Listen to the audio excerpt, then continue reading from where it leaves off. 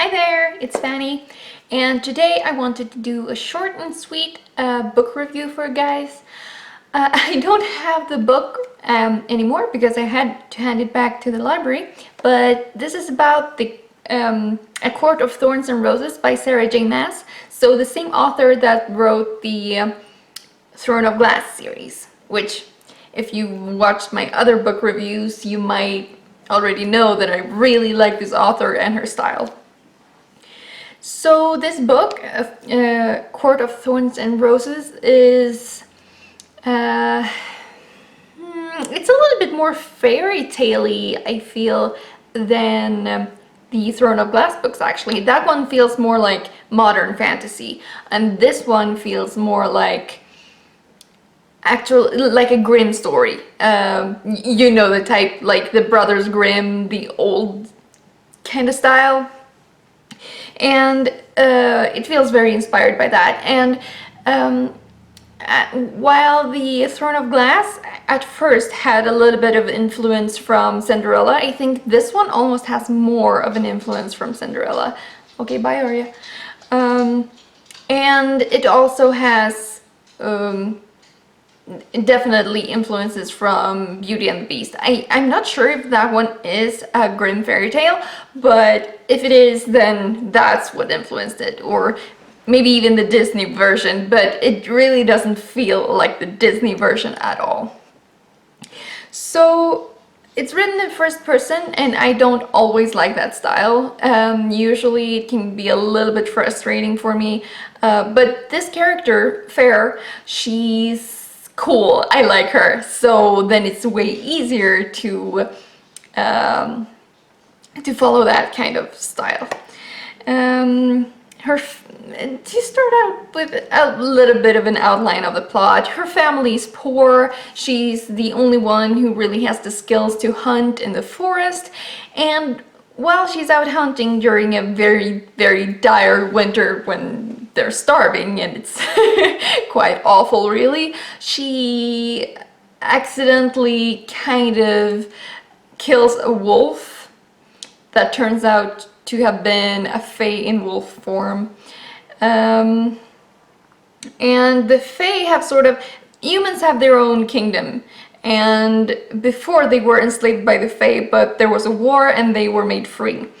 And the problem with that is that now the fae are they have several kingdoms, I think 7 maybe, and they're kind of encroaching on the territory of the humans. And I mean, humans are human. There's not much to do when a very powerful fae decides to basically kill whatever, and there are monsters also invading, so there's several big problems there.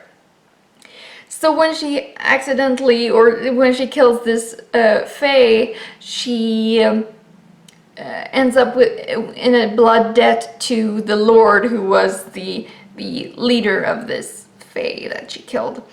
And she doesn't really have any choice. She's taken to his castle to be his prisoner or his guest because of this life debt. And while she's there, she's not treated badly or anything. It's just that the lands are very dangerous for humans because of all the monsters that I actually really enjoy reading about, because they're so cool, and they're all also inspired by very old style monsters from folk tales, and they are seriously freaky in some cases.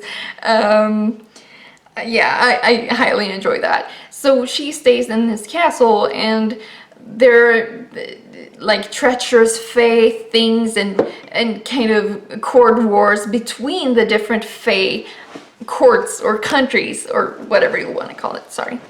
I keep doing that, like bumping the desk. I'm gonna try to not do that so much. Anyway,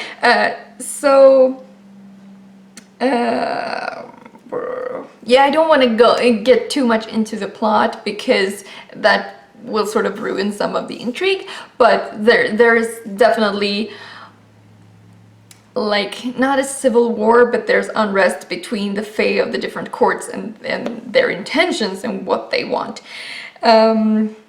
instead of like Belle being very interested in books, because this one is more inspired by Beauty and the Beast, and you can feel that by the whole kidnapping thing and sort of the almost Stockholm syndrome, which is not.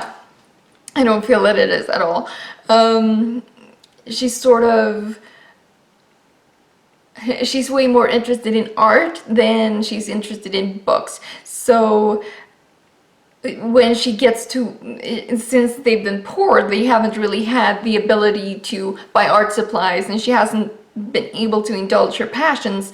But when she comes to live with the Fey Prince, he actually gives her all the tools she needs for her hobby or her passion, and it sort of wakes up this whole thing within her, and she really enjoys that.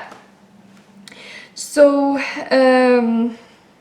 yeah, I just wanted to do a quick review of it. Yeah, it's definitely a book series worth checking out if you like fairy tales. I feel like I keep saying that about a lot of the books I read, but so far I haven't been disappointed by...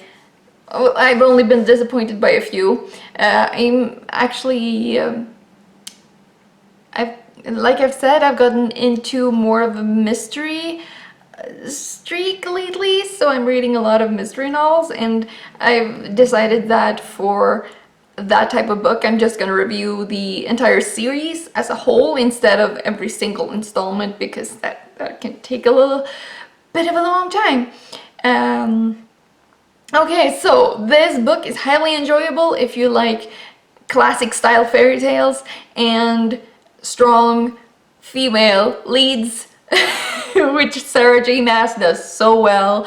And yeah, I give it a 5 out of 5 because I like it that much.